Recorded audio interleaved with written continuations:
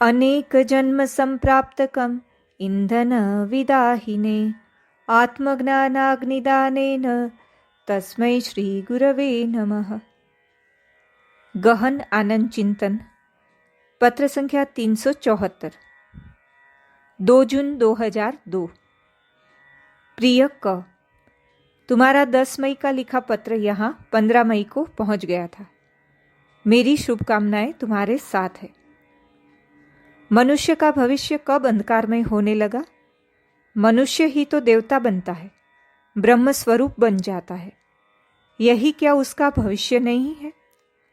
भले ही इसी जीवन में ना हो। जन्म भला क्या है? यह तो जीवन का एक पहलू ही है। जीवन ही तो मृत्यु का अभाव है, अमृत है। जीवन ही का एक पहलू मौत है। फिर जैसे हम पुराना मकान छोड़कर नए मकान में जाते हैं, पुराने वस्त्रों की जगह नए वस्त्र पहनते हैं, वैसे ही जीवन के एक पहलू को छोड़कर अगले पहलू में जाते हैं। जब तक हमारी बुद्धि संसार के असार स्वरूप को समझ नहीं लेती, तब तक वह अमृत के स्वरूप को समझ नहीं पाती और इसीलिए अमृत स्वरूप हो ही नहीं पाती। श्री श्री ठाकुर, श्री श्री माँ, स्वामी जी महाराज तथा उनके गुरु भाइयों के जीवन तथा उनके उपदेशों से हम इन्हीं बातों को समझते हैं। इस धरती पर उनका आगमन हमें इन्हीं बातों को अपने जीवन में जीते जागते दृष्टांत से समझाने के लिए ही हुआ था।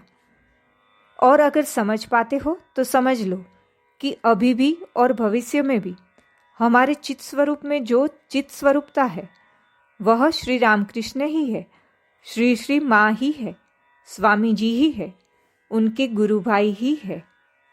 प्रभु का नाम लेते रहो। अपने लड़के की चिंता करने की जगह प्रभु का चिंतन करो। इससे जो कल्याण होगा उससे सारे जगत का कल्याण होगा। तुम्हारे बच्चे के क्या कहने। मुझे पत्र लिखते रहो। अपनी पत्नी से भी लिखने के लिए कहो। सू जो कुछ करता है उसे करने दो और कहो कि येलो लाइट तथा कुंडलिनी जागरण इत्यादि बेकार की बातें हैं। मैं तुम सबके कल्याण के लिए श्री श्री ठाकुर, श्री श्री माँ तथा स्वामी जी महाराज तथा उनके गुरु भाइयों से प्रार्थनाएं करता रहता हूँ। तुम रामकृष्ण मठ की विभिन्न शाखाओं से प्रकाशित पुस्तकें आदि पढ़ते रहने का अभ्यास बनाओ। तुम्हारा एकांत शुभार्थी स्वामी गहनानंद। ओम शांति शांति शांति। हरि ओम तत्सत। श्री राम कृष्णार्पणमस्तु।